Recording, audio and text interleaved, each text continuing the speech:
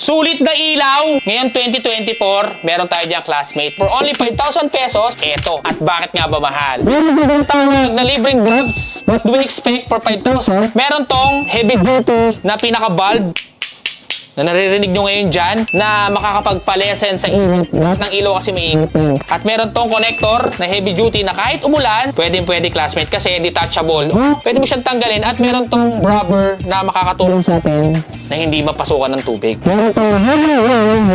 Gamitin kahit kotse dahil ito ay 12 to 24 volts na makakasahan. Kaya doon sa mga nag-endurance, sulit na sulit classmate. So may mahabang wire at may mga quality ng mga connector na sureball na hindi papasukan ng tubig kahit kayo ay mapupunta sa isang mga baha o sa isang malakas na ulan at magandang uri ng wire classmate. Meron tong balas na aluminum na sobrang tigas at nakalagay dito is 12 volts up to 24 volts. So pwede ito sa mga truck at 80 watts yung deliver na ilaw na meron sa kanya. Meron din tong kasamang fittings. Kahit ilagay mo siya kahit saan, pwede. At mounting. May libre din tong cable tie. Meron tong fuse box na makakatulong in case magka-problema o magka-short ay malilesen. At makikita nyo, meron din tong connector na plug and play sa ating motorsiklo dahil itatouch mo na lang sa kanyang battery, plug and play na. And remote na wire-in o naka-wire na pwede mong i-mount kahit saan at hindi mapuputol ang connection. At meron tong mode na tinatawag na on at i-hold mo lang para sa kanyang yellow and yellow-white combinations kapag binindot mo ang button na nasa gitna. At meron tong flashing light na pwede mong gamitin in case of emergency. Meron din tong halos 4 na modes sa pagpipilian mo. Isang tono ng ilaw kung gusto mong mas malakas, mas mahina, or in between na pwede mong gamitin. It's either white, yellow, or combinations. Ma-adjust mo siya depende sa gusto mo. Kaya kung ikaw ay naghahanap ng sulit na ilaw ngayon 2024, ito yung masasuggest ko sa iyo ngayon kasi for only 5,000 pesos, sulit nga ba ang ganitong klaseng premium na ilaw para sa motorsiklo mo?